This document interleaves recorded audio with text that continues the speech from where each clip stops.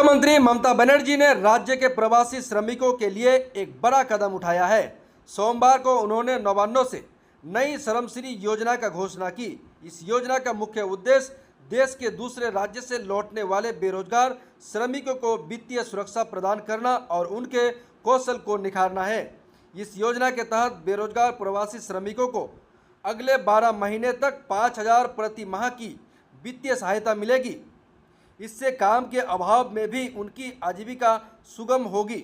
मुख्यमंत्री ने कहा कि राज्य के लगभग 22,40,000 प्रवासी श्रमिक को इस योजना के तहत आएंगे।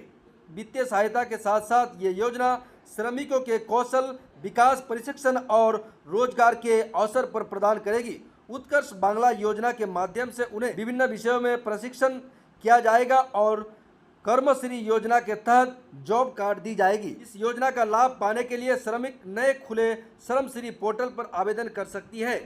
पुराने प्रवासी श्रमिक पोर्टल और स्थानीय आमादेर पारा आमादेर समाधान कार्यक्रम के माध्यम से भी जानकारी एकत्रित और पंजीकरण की जाएगी। यह परियोजना राज्य के उन श्रमिकों के लिए अत्यंत महत्वपूर्ण है जो काम की तलाश में अन्य राज्य में गए लेकिन बिना रोजगार मिले वापस लौट आए। ये परियोजना उन्हें पुनर्वास और वित्तीय सुरक्षा प्रदान करने के साथ साथ कमाई का नए अवसर भी प्रदान करेगी। चलिए स्थानीय बीडीओ और ग्वालपोखर के ब्लॉक प्रेसिडेंट और साथ ही साथ जिला के उपसभाधिपति गुलाम रसूल मुनी और इस स्थानीय ग्राम पंचायत के प्रधान क्या कहते हैं इस विषय को लेकर, चलिए जानने की कोशिश करते हैं। कि शायद हमारे लाइफ में इस तरह का सरकार हम नहीं देखेंगे। बहुत दिन हम लोग कांग्रेस किए हैं, वामफ्रंट का सरकार था, इस तरह का एक भी स्कीम नहीं था। आज हमारे बीडीओ साहब बोले, यहाँ पर हमारे सहकारी सभापति के रिप्रेजेंटेटिव बोले, हमारे प्रधान साहब बोले, यहाँ पर ग्राम पंचायत के मेंबर, ऑल पंचायत का स्टाफ यहाँ पर मौजूद है। अब बताइए पहले कि अमर परा अमर समाधान ये स्कीम नहीं था बंगाल में, आज ये स्कीम का स्टार्टिंग शुरू हो गया है, टेंडर भी होना शुरू हो जाएगा।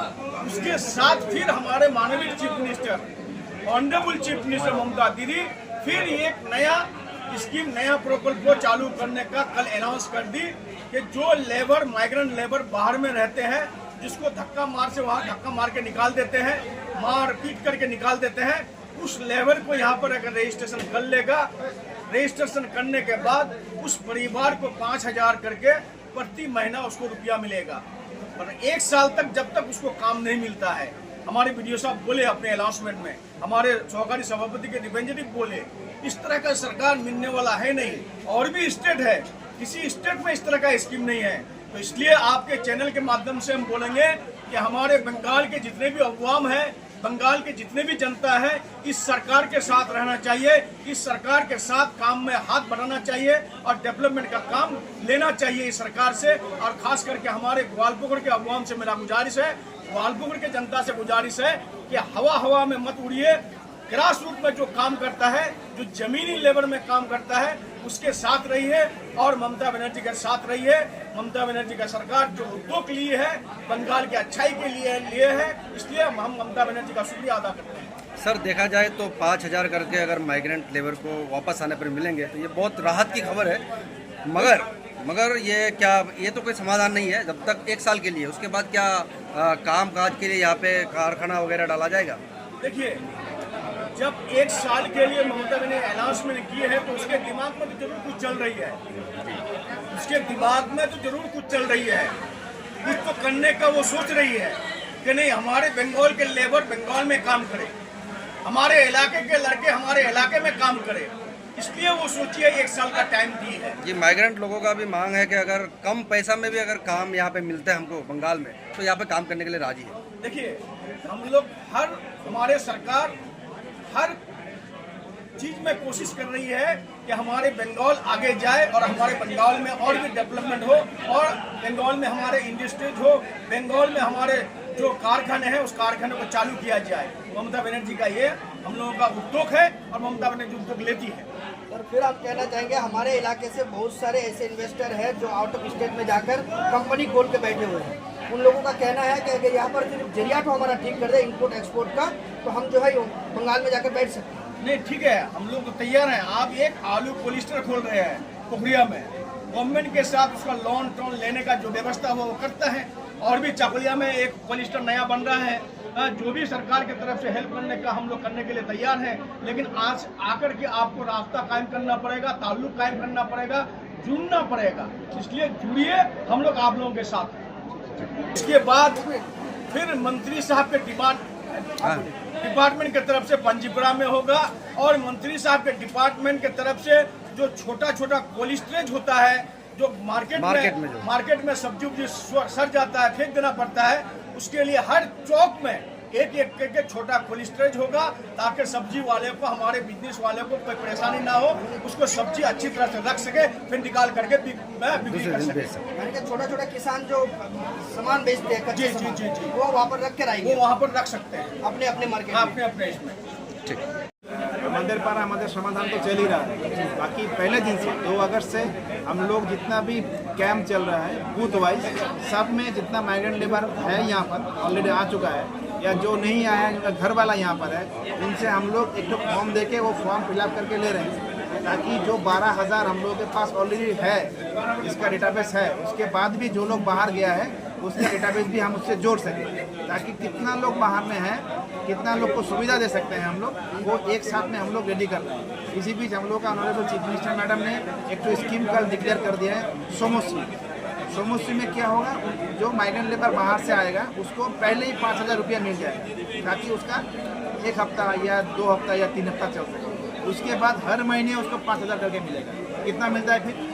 12 महीने में 5,000 करके 60,000, और पहले का 5,000, 65,000 उसको मिल जाएगा। उसके साथ क्या मिलेगा, सरकार का जितना भी प्रोजेक्ट है, जैसे मान लीजिए आप स्वास्थ्य साथी, कृषक बंधु, सबका उसको फायदा मिलेगा। उसका लड़का या लड़की बाहर में अगर पढ़ता था या पढ़ती थी, तो उसको आने के बाद हम लोग उसको सरकारी स्कूल में भी उसको डालेंगे, ताकि उसका स्कूल ड्रॉप आउट ना हो, उसका स्कूल चलता रहे। उसके साथ उसका वाइफ का अगर लकीर भंडार पहले नहीं था, अभी उसका लकीर भंडार भी स्टार्ट होगा। अगर 25 से ऊपर, आपको मालूम है कि उसका एज बार है, 25 से ऊपर अगर उसका उम्र रहती है तो उसको लकीर भंडार भी मिलेगा।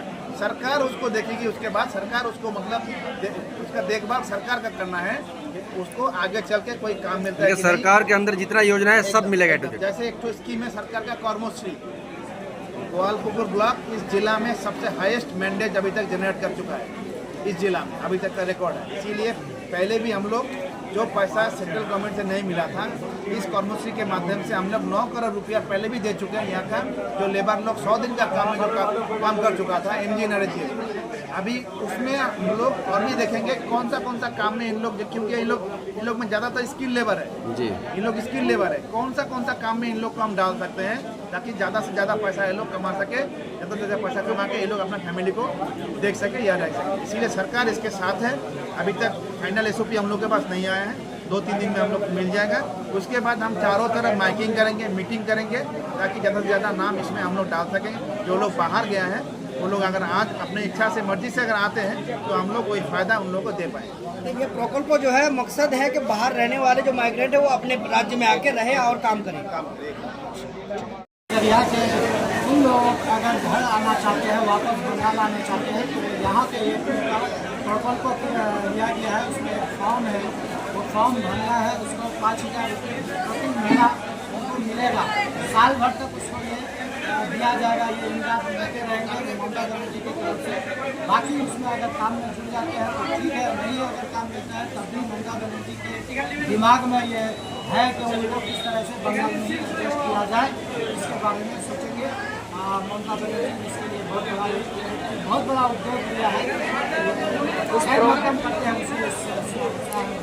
सर देखा जाए तो माइग्रेंट लेबर ज़्यादातर लिटरेचर में नहीं होता है, पढ़ा लिखा नहीं होता है, तो ये फॉर्म भरने का जो प्रक्रिया है उसमें आप लोगों का किस तरह का सहयोग रहेगा?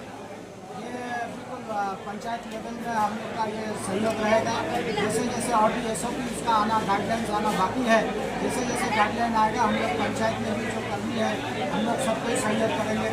पंचायत लेवल में, पंचायत समिति में जहाँ भी हो, तो ये जितना सरकारी कार्यालय है उसमें उसका पूरा प्रावधान रहेगा उसका फॉर्म को भरने के लिए, और ये रजिस्टर काम है।